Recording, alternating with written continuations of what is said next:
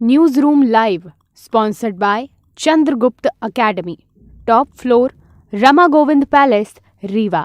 नमस्कार, विंध्या टाइम्स में आपका स्वागत है। प्रदेश और विंध्य की 4 बड़ी खबरों के साथ आपके बीच हाजिर हुए हैं। सबसे पहले मध्य प्रदेश की बड़ी खबर। मुरैना में आरपीएफ के 2 कांस्टेबल ट्रेन से कटकर 2 कांस्टेबल की मौत हो गई है। बीते दिनों ये हादसा हुआ। यह हादसा तब घटा जब दोनों सांग रेलवे स्टेशन पर ट्रैक के बगल में गश्त कर रहे थे।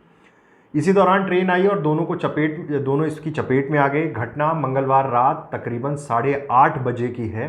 हेड कांस्टेबल अशोक कुमार व नवराज सिंह दोनों मुरैना आरपीएफ कार्यालय में पदस्थ थे।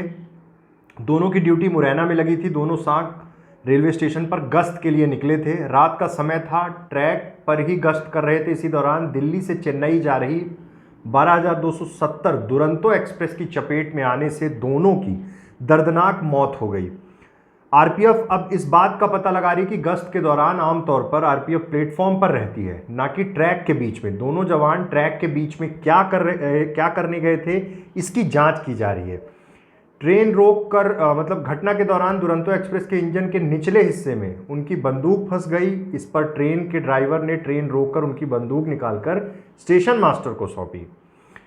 पैसेंजर गाड़ी को चेक कर रहे थे। बताया जाता है कि दोनों पैसेंजर गाड़ी को चेक कर रहे थे। चेक करने के दौरान वो मेन ट्रैक पर कैसे पहुंच गए, ये अभी भी रहस्य बना हुआ है और इस रहस्य की जांच भी की जा रही है, क्योंकि बड़ा मसला ये है कि ट्रैक में कैसे उतरे और किस तरह से ये हादसा हुआ।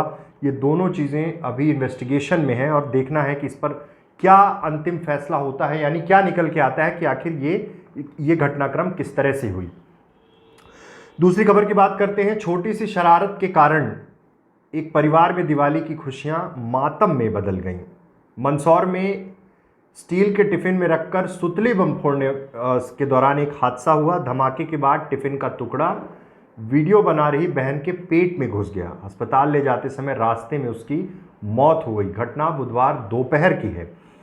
भावगढ़ थाना क्षेत्र कारुज गांव का ये मामला है। गोवर्धन पूजा थी और उसके बाद बुधवार को गोवर्धन के परिवार ने पूजा की। उनका भी नाम गोवर्धन लाल माली है और इसके बाद बेटी और छोटे बेटे के साथ पटाखे फोड़ने लगे। वहीं पर यह घटनाक्रम हुआ। स्टील के टिफिन में सुतली बम रखकर फोड़ने लगा वो उनका भाई, उस लड़की का भाई जिसकी इस हादसे में मौत हुई है। टीना उसका वीडियो बना रही थी।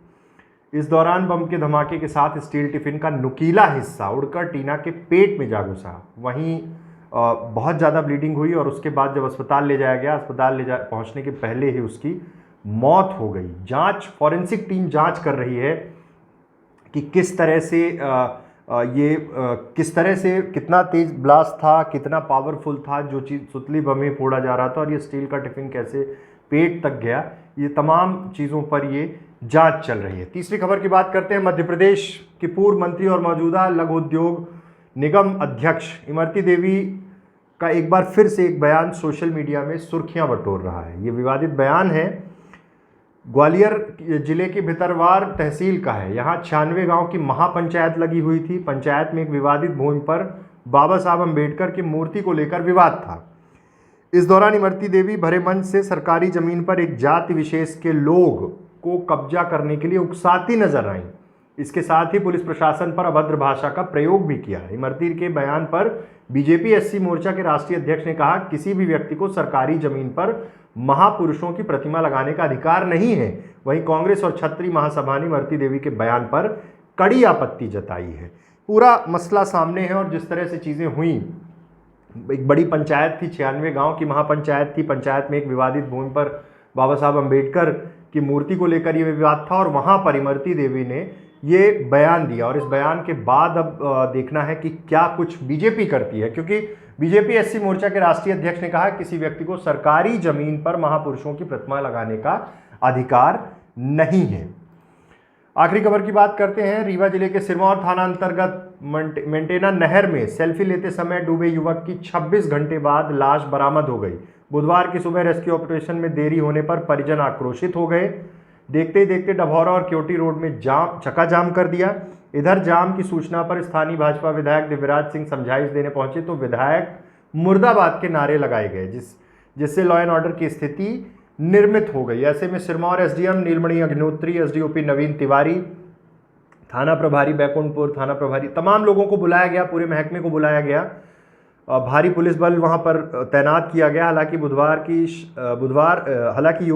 बुधवार की शाम 4 बजे तक एसडीआरएफ की टीम ने काफ़ी मशक्कत के बाद नहर से युवक की लाश निकाल ली है। पंचनामा कार्रवाई के बाद मर्म कायम कर लाश को पीएम के लिए अस्पताल भेज दिया है। हादसा जिस तरह से हुआ उसके बारे में भी बताया कि दीपू गुप्ता 22 वर्ष जिनकी उम्र थी, सिरमौर नगर परिषद मंगलवार की दोपहर 2 बजे दोस्तों के साथ टीएचपी जंगल के किनारे नहर घूमने गया था। वहां सेल्फी लेते समय गहरे पानी में समा गया। हादसा देख साथियों ने परिजनों के साथ पुलिस को सूचित किया। तुरंत थाने का बल मौके पर पहुंचा। रेस्क्यू कार्य शुरू हुआ, पर नहर की गहराई ज़्यादा होने के कारण सफलता नहीं मिली। नहर का पानी रोका गया, तब जाकर रेस्क्यू पूरा हो पाया और लाश को बरामद किया गया। तो ये थी विंध्य और प्रदेश की 4 बड़ी खबरें। ऐसी तमाम खबरों के लिए आप बने रहिए विंध्या टाइम्स के साथ। बहुत बहुत धन्यवाद। News room live sponsored by Chandragupta academy, top floor, Rama Govind palace, Rewa.